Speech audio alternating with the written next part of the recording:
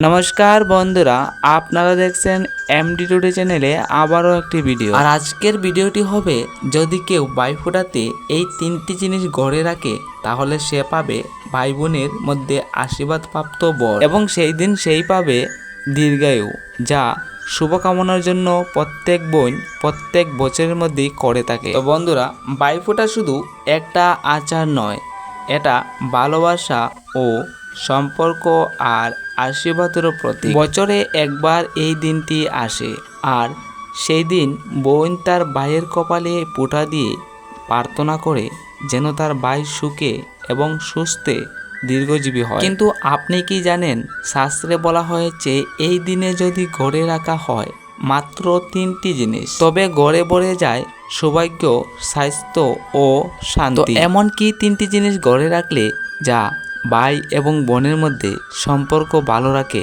তা নিয়ে ভিডিওটি শেষে আলোচনা করব।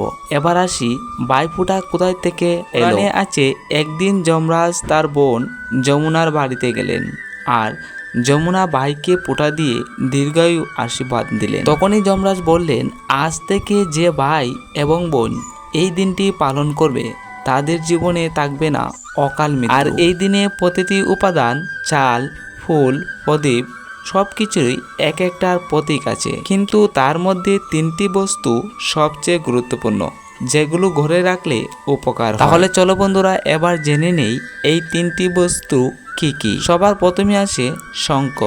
শঙ্খ শুধু পূজার বস্তু নয়, এটি পবিত্রতার প্রতীক। বলা হয়, যেখানে শঙ্খ বাজানো হয় সেখানে অশুভ শক্তি টিকতেই পারে না। তাই ভগবান বিষ্ণু ও মা লক্ষ্মীর হাতে আমরা সর্বদা শঙ্খ দেখে থাকি। আর এই ভাইফোঁটার দিনে যদি কেউ ঘরে শঙ্খ রাখে বা শঙ্খ বাজায়, তাহলে এই ঘরে অশুভ শক্তি থাকতেই পারে না।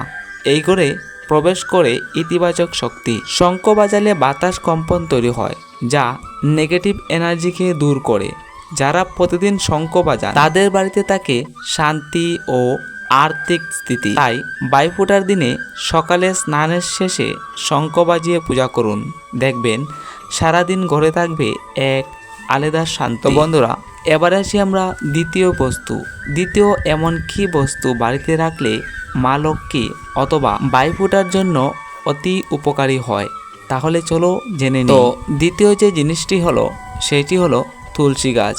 আর তুলসী শুধু গাছ নয়, এটা মা লক্ষ্মীর এক রূপ। আর বলা হয়ে থাকে, যে ঘরে তুলসী থাকে সেই ঘরে কখনো দরিদ্র থাকে না। পুরাণে বলা আছে, ভগবান বিষ্ণুর প্রিয় স্ত্রী হলেন তুলসী দেবী। তাই ভাইফোঁটার দিনে তুলসী গাছের পূজা করলে ভাই বোনের বন্ধন আরও শক্তিশালী হয়। আর শুধু তাই নয়, তুলসী গাছ ঘরে রাখলে বাতাস পবিত্র থাকে। বৈজ্ঞানিকভাবে তুলসীর গন্ধ ঘরের বাতাস বিশুদ্ধ করে, রোগ জীবাণু নষ্ট করে, অর্থাৎ ধর্মীয় দিক এবং বৈজ্ঞানিক দিক থেকে উপকারী হয় বলেই তুলসী গাছকে পবিত্র গাছ হিসাবে গণ্য করা হয়। তাই ভাইফোঁটার দিন তুলসীর তলায় প্রদীপ জ্বালিয়ে ভাইয়ের দীর্ঘায়ু প্রার্থনা করুন। তো বন্ধুরা, তৃতীয় বস্তুটি হলেন ধনিয়া এবং চাল। ধনিয়া ও চাল এই দুইটি বস্তু লক্ষ্মী পূজার সময় যেমন গুরুত্বপূর্ণ, ভাই এবং বোনের মধ্যেও তেমনি গুরুত্বপূর্ণ, কারণ এগুলো ধন ও সম্পত্তির। শাস্ত্রে বলা আছে,